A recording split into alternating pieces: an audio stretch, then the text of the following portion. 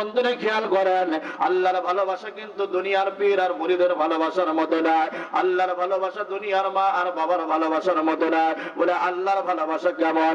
আল্লাহ যদি কোনো বান্দাকে ভালোবাসে, ভালোবেসে জান্নাতের মধ্যে দিয়ে দিবে। জোরে কান সুবহানাল্লাহ। আমার ভাইরা, আল্লাহর হাবিবের বয়স যখন দেখতে দেখতে 6 মাস হয়ে গেল। কয় মাস?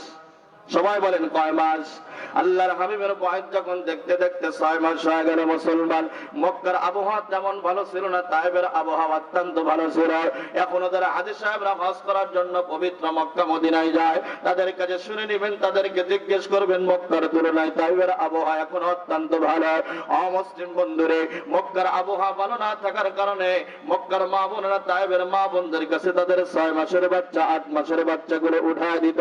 তায়েফের মা বোনেরা মক্কার বাচ্চাগুলোকে 2 বছর 3 বছর পালার পরে তায়েফের মায়েরা যখন মক্কার মা বোনদের কাছে বাচ্চাগুলো ফেরত দিত রে মুসলমান, মক্কার মা বোনেরা তায়েফের মা বোনদেরকে হাদিয়া প্রদান করত, অর্থ প্রদান করত। আমার ভাইরা, আমার হালিমাতুস সাদিয়া রাদিয়াল্লাহু তাআলা আনহা নাম শুনেছেন নিশ্চয়।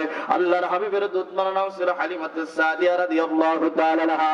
হালিমাতুস সাদিয়া তায়েফের মা বোনদেরকে ডাক দিয়ে বলে, ও তায়েফের মায়েরা বোনেরা, তোমরা শোনো, তোমরা মক্কার মধ্যে বাচ্চা নেওয়ার জন্য যাও।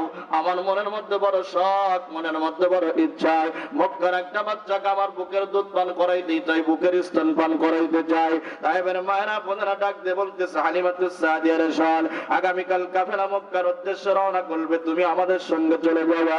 আল্লাহর বান্দি ওই দিন দিবাগত রাত্রে পানের স্বামীর গলার মধ্যে